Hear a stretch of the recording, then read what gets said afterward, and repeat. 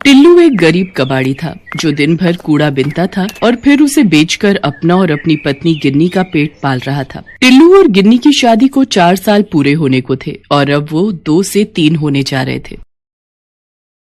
अरे अरे, ये क्या कर रही है गिन्नी? छोड़ इसे, ला मुझे दे, मैं कुएं से पानी लेकर आता हूँ। क्या क्या करोगे आप भी? पहले ही सारा दिन धूप में इधर उधर भटकते रहते हो और अब मेरी वजह से ये सब भी करोगे? तो क्या हुआ? और वैसे भी बच्चा तो हम दोनों का है ना, उसकी खातिर अगर थोड़ा बहुत ज्यादा काम कर भी लिया तो क्या फर्क पड़ता है? फर्क पड़ता है जी। अब मुझसे आपकी ये हालत और नहीं देखी जाती। मेरी मानो तो बच्चे के पैदा होने से पहले कहीं और रहने का इंतजाम कर लो। यहाँ बहुत परेशानी होती है, पानी लेने भी कितनी दूर जाना पड़ता है और तो और अपनी झोपड़ी के पास कितना घना जंगल है। दिन रात यही डर लगा रहता है कि कहीं कोई जंगली जानवर न धमक पड़े कभी।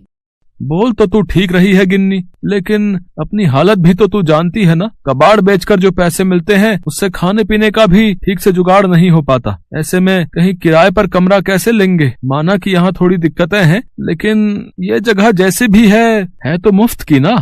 इतना कहकर टिल्लू कुएं की तरफ चल दिया। टिल्लू ने गिन्नी को तो समझा दिया, लेकिन वो खुद को नहीं समझा पा रहा था। ठीक ही तो कह रही है गिन्नी, ये जगह वाकई में रहने लायक बिल्कुल भी नहीं है। ये कुआं, इसमें भी बस नाम भर को ही पानी बचा है। हे भगवान, क्या क्या सपने देखे थे मैंने कि एक दिन चांद पर जाकर अपना घर बसाऊंगा, लेकिन यहाँ तो पृथ्वी पर ही ढंग का बसेरा नहीं मिल रहा। और अब तो मेरा बच्चा भी इस दुनिया में आने वाला है, क्या उसका नसीब भी मेरी तरह ही होगा?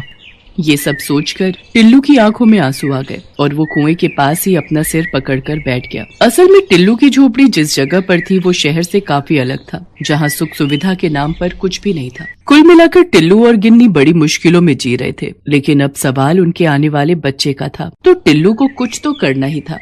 नहीं, ऐसे तो काम नहीं चलेगा, लेकिन मैं करूँ भी तो क्या? हे भगवान, मुझे कोई रास्ता दिखाइए।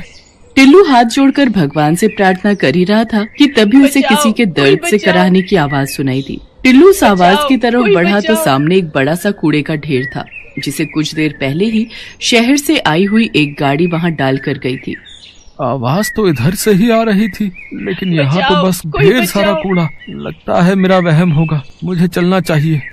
नहीं, रुक जाओ, मेरी मदद करो, मैं यहाँ हूँ। अब यहाँ पर इस कांच की बोतल में बंद हूँ मैं। इधर देखो, मेरी तरफ देखो। टिल्लू ने पलट कर देखा तो वाकई उसके सामने कूड़े के बीच एक कांच की बोतल पड़ी थी। टिल्लू ने उस बोतल को उठाकर देखा तो उसे अपनी आंखों पर यकीन नहीं हुआ।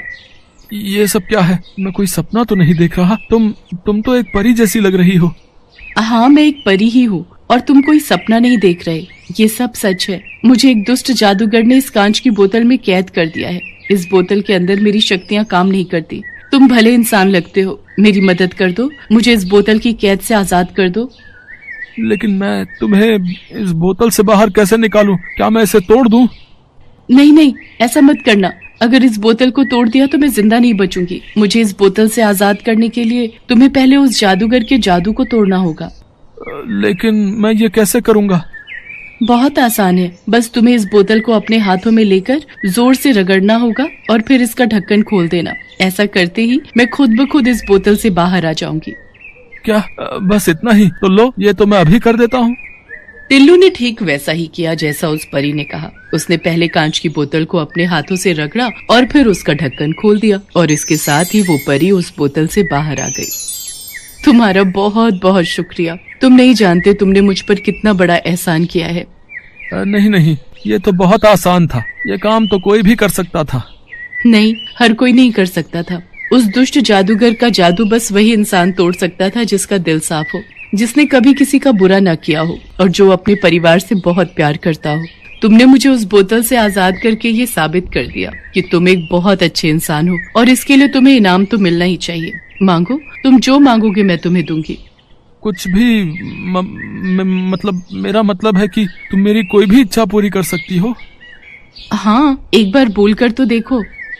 तो फिर ठीक है, मैं चाहता हूँ कि मैं अपनी पत्नी और बच्चे के साथ एक आलीशान घर में रहूं, जहाँ हमें किसी भी चीज की कमी ना हो। हर काम मेरे सोचते ही हो जाए, जो भी चाहूँ वो झट से मेरे सामने आ जाए। और हाँ, एक बात और, मेरा ये आलीशान घर यहाँ पृथ्वी पर नहीं बल्कि वहाँ दूर उस चांद पर होना चाहिए। टिल्लू बिना सांस लिए बस बोलता गया और परी उसे सुनती रही। क्या कहा? चांद पर? क्या तुम सच में चांद पर रहना चाहते हो? एक बार फिर सोच लो।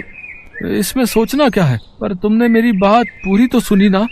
मैं चाहता हूँ कि चांद पर जाकर मुझे कोई काम ना करना पड़े, ना पैसे कमाने का झंझट हो और ना ही मेरी पत्नी गिन्नी को घर का कोई काम करना पड़े, और मेरा बच्चा वो भी वहाँ चांद पर पूरे ठाठ से रहे। ठीक है, अगर तुम यही चाहते हो तो यही सही। इतना कहकर परी ने अपनी जादुई छड़ी हवा में घुमाई और इसके साथ ही टिल्लू और उसकी पत्नी सीधे चांद पर पहुंच गए। ये क्या हुआ? हे भगवान, ये मैं कहाँ आ गई? शुक्र है कि आप भी यहीं पर हो। पर आप तो पानी लेने गए थे ना, कहाँ है पानी का घड़ा? अरे कहाँ छोड़ा है उसे? अरे छोड़ उस मिट्टी के घड़े को गिन्नी, जरा अपने आसपास देख, तुझे ये जगह कुछ अलग नहीं लग रही? हाँ, लग तो रही है।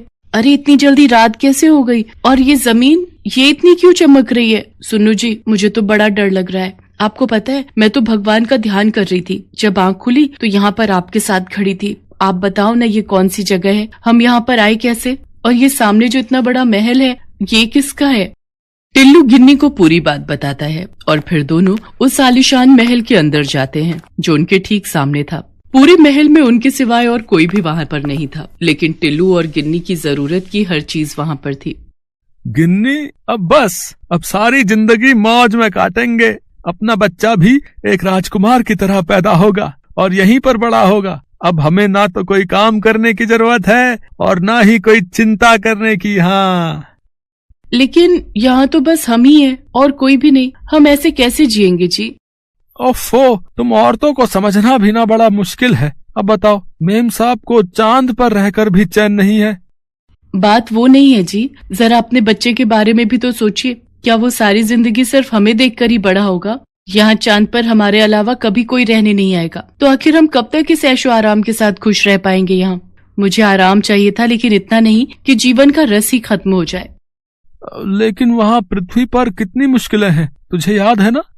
मुझे सब याद है जी, और मैं ये भी जानती हूँ कि आज नहीं तो कल आप अपनी मेहनत से उन सारी मुसीबतों का हल ढूंढ ही लोगे और हमारा बच्चा भी हमेशा खुश रहेगा वहाँ अपनी दुनिया में। लेकिन गिन्नी, अब हम चाहकर भी इस चांद को और यहाँ बने अपने इस घर को छोड़कर वापस नहीं जा सकते। उस परी से मैं बस एक ही इच्छा मांग सकता था जो मैं मांग चुका हूँ, और अब वो परी कहाँ है मैं तो ये भी नहीं जानता। इतना कहकर टिल्लू उदास हो जाता है, लेकिन तभी वहाँ एक तेज रोशनी होती है जिसके बीचों बीच वही परी खड़ी थी जिसके जादू से टिल्लू और गिन्नी चांद पर पहुँचे थे। परेशान मत हो टिल्लू, मैं तो पहले ही जानती थी कि तुम्हें चांद की ये दुनिया रास नहीं आएगी, लेकिन तुम्हारी इच्छा को तो मुझे पूरा करना ही था। गिन्नी ने बिल्कुल सही कहा, तुम और तुम्हारा परिवार वहाँ अपनी दुनिया में ही खुश रह सकोगे। तो बोलो, अब तुम क्या चाहते हो? चांद पर बना ये आलीशान महल या पृथ्वी पर बनी वही पुरानी झोपड़ी? टिल्लू और गिन्नी ने एक दूसरे की तरफ देखा और फिर फौरन पृथ्वी की तरफ इशारा कर दिया। उनके ऐसा करते ही परी ने अपनी जादुई छड़ी घुमाई और उसके साथ ही टिल्लू और गिन्नी वापस पृथ्वी पर पहुंच गए। लेकिन इस बार काफी कुछ अलग था। टिल्लू की टूटी फूटी झोपड़ी की जगह पर एक छोटा लेकिन पक्का मकान था। पास में ही एक खेत था जिस पर हरी भरी फसल लहरा रही थी। साथ ही साफ पानी से भरा हुआ एक कुआं भी था जो टिल्लू के घर के बिल्कुल नजदीक था। टिल्लू के लिए ये सब उस परी ने ही किया था और ये बात टिल्लू और गिन्नी भी समझ चुके थे। दोनों ये सब पाकर बहुत खुश थे क्योंकि आखिरकार उन्हें अपना सपनों का घर जो मिल गया था। इंद्रपुरा नाम के एक राज्य में भानु नाम का एक लड़का रहता है। वो 20 साल का है। उसका इस दुनिया में कोई नहीं है। वो लोगों के घर के बाहर से कूड़ा उठाता है और इसके लिए लोग उसे कुछ पैसे दे देते हैं। उसी से उसका गुजारा चलता है। वो दुर्गा माँ का भक्त है। वो हर रोज दुर्गा माँ के मंदिर में जाता है और ऐसे ही पुजारी जी से उसकी खास दोस्ती हो गई है। आओ भानु, मैं तुम्हारा ही इंतजार कर रहा था। ये लीजिए पुजारी जी, मैं दुर्गा माँ की पूजा के लिए फल लाया हूँ। भानु हर रोज फल लेकर जाता है और उसके बाद ही मंदिर में दुर्गा माँ की पूजा होती है। इंद्रपुरा राज्य के राजा का नाम इंद्र प्रताप है और उनकी इकलौती बेटी का नाम है इंदुमती। इंदुमती बहुत ही सुंदर है, इसीलिए राजा इंद्र प्रताप ने उसे महल से बाहर निकलने के लिए मना कर दिया है। इंदुमती अपने कमरे में बैठकर बाहर की तरफ देखती है और सोचती है कि ये दुनिया कितनी सुंदर है। पिताजी तो मुझे बाहर निकलने ही नहीं देते। काश मैं बाहर जा पाती। एक दिन राजकुमारी इंदुमती ने एक कागज पर कुछ लिखा और बाहर फेंक दिया। वो कागज उड़कर कचरे के ढेर में जाकर गिरा और भानु ने उसे देख लिया। वो उस कागज को उठाकर पढ़ने लगा। मैं राजकुमारी इंदुमती, इस महल में मेरा कोई दोस्त नहीं है। अगर कोई मेरा दोस्त बनना चाहता है तो रात को मेरे घर के बाहर आकर मुझसे मिले। मैं उसे एक सोने का हार दूंगी। रात को भानु महल के बाहर चला गया, लेकिन इंदुमती का कमरा दूसरी मंजिल पर है। भानु ने एक रस्सी फेंकी और उसके सहारे दीवार चढ़कर इंदुमती के कमरे के बाहर चला गया। राजकुमारी, मैं आ गया हूँ। इंदुमती बहुत खुश हुई। आखिरकार उसे कोई बात करने वाला मिला। वो दोनों पूरी रात बात करते रहे। फिर इंदुमती ने जब भानु को सोने का हार देने की कोशिश की, तब भानु ने कहा, नहीं राजकुमारी, मुझे पैसे और सोने का कोई लालच नहीं है। मुझे तो बस आपसे बातें करनी थी। आप मुझे बहुत पसंद हो राजकुमारी। ये बोलकर भानु चला गया। राजकुमारी इंदुमती को भानु से प्यार हो गया। इसके बाद से वो दोनों हर रोज रात को मिलने लगे, बातें करने लगे। भानु हमेशा उदास उदास रहने लगा। ये देखकर पुजारी जी ने कहा, क्या बात है भानु, आजकल बड़े उदास रहते हो? तब भानु ने पुजारी जी को अपने और राजकुमारी इंदुमती के बारे में सब बताया। पुजारी जी डर गए और उन्होंने कहा, ये क्या कर दिया तुमने? महाराज को पता चलेगा तो वो तुम्हें मार डालेंगे बेटा। नहीं पुजारी जी, आप चिंता मत कीजिए, महाराज को पता नहीं चलेगा। लेकिन भानु को क्या पता था कि उसके भाग्य में क्या लिखा है। भानु के पास सिर्फ कुछ जमीन है। उसके पिता उसके लिए यही छोड़कर गए हैं और उसी जमीन को भानु का चाचा मदन लाल हड़पना चाहता है। वो हर रोज सोचता है, भानु का कुछ इंतजाम करना पड़ेगा। अगर वो नहीं रहेगा तो ये जमीन मेरी हो जाएगी। हाँ। एक दिन मदन लाल देखता है कि रात के अंधेरे में भानु कहीं जा रहा है।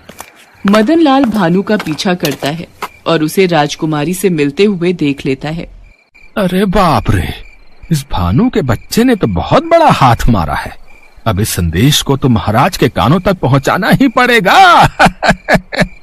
अगले ही दिन मदन लाल इंद्र प्रताप के पास जाता है और सब कुछ बता देता है। सब कुछ सुनकर इंद्र प्रताप गुस्से से आग बबूला हो जाते हैं। क्या एक कूड़ा उठाने वाले ने मेरी बेटी को फंसाया है? उसकी इतनी हिम्मत, मैं उसे काट के मगरमच्छों को खिला दूंगा। हाँ महाराज, ये ठीक रहेगा। वो भानु औकात से बाहर चला गया है, उसे तो मजा चखाना ही पड़ेगा। मदन लाल बहुत खुश हो जाता है। उसकी आंखों में साफ साफ लालच चमकने लगता है। रात को रोज की तरह भानु राजकुमारी से मिलने के लिए महल के पास जाता है। इंदुमती उसी का इंतजार कर रही थी, मगर जैसे ही भानु ने ऊपर चढ़ने के लिए रस्सी फेंकी, सिपाही ने उसे पकड़ लिया। छोड़ दो मुझे, छोड़ दो। अब तुझे हम महाराज के पास लेके जाएंगे, चल। ऊपर से राजकुमारी इंदुमती ये सब देखकर रो पड़ती है। अरे ये क्या, अब क्या होगा? भानु, मेरे भानु के साथ ये लोग क्या करेंगे? भानु को इंद्र प्रताप के पास ले जाया गया। इंद्र प्रताप ने कहा, इसे बांध के रखो, कल सबके सामने इसे हम मगरमच्छों को खिलाएंगे, वो भी जिंदा। भानु को मगरमच्छों के तालाब के पास बांध दिया गया। सारे मगरमच्छ भानु को निगल जाने का इंतजार करते रहे। इधर इंदुमती ने महाराज के पास जाकर रोते हुए कहा, पिताजी, भानु को छोड़ दीजिए पिताजी, हम दोनों एक दूसरे से प्यार करते हैं। इस बात से इंद्र प्रताप गुस्सा हो गए और इंदुमती को कमरे में बंद कर दिया। इंदुमती कमरे के अंदर रोती रही। इतने में एक दासी ने आकर इंदुमती के कमरे का दरवाजा खोल दिया। ये दासी भानु के गांव से है और भानु को बहुत स्नेह करती है। इंदुमती दौड़ते हुए भानु के पास गई और उसके बंधन खोल दिए और उसके बाद दोनों तुरंत वहां से भाग गए। दोनों भागकर दुर्गा माँ के मंदिर में चले गए। दोनों को देखकर पुजारी जी बहुत डर गए। अरे तुम दोनों यहाँ? महाराज को पता चल गया तो अनर्थ हो जाएगा। पुजारी जी, आप हम दोनों की शादी करवा दीजिए बस। उसके बाद हम यहाँ से भाग जाएंगे। मगर तुम दोनों इस धरती के जिस कोने में भी जाओगे, महाराज किसी न किसी तरीके से तुम्हें ढूंढ ही निकालेंगे। तब क्या होगा? तो फिर हमें इस धरती से बाहर भेज दीजिए, ऐसी जगह जहाँ हम दोनों के अलावा कोई नहीं हो। पुजारी जी ने कुछ सोचा और कहा, ये काम तो सिर्फ दुर्गा माँ ही कर सकती हैं। तुम दोनों माँ दुर्गा से प्रार्थना करो, माँ दुर्गा तुम्हारी बात जरूर मानेंगी। दोनों आंखों में आंसू लेकर माँ दुर्गा के सामने प्रार्थना करने लगे। दुर्गा माँ, आज तक मैंने आपसे कुछ भी नहीं मांगा, मगर आज मैं अपना प्यार मांग रहा हूँ। देखिए, ना मत कहना, आप तो मेरी माँ हो। दुर्गा माँ, अगर मेरे पिताजी को खबर लग गई कि हम यहाँ हैं, तो वो हम दोनों को मार डालेंगे। आप हमें कहीं और भेज दीजिए माँ, हमें कहीं और भेज दीजिए। दोनों का रोना धोना देखकर दुर्गा माँ और नहीं रह पाई।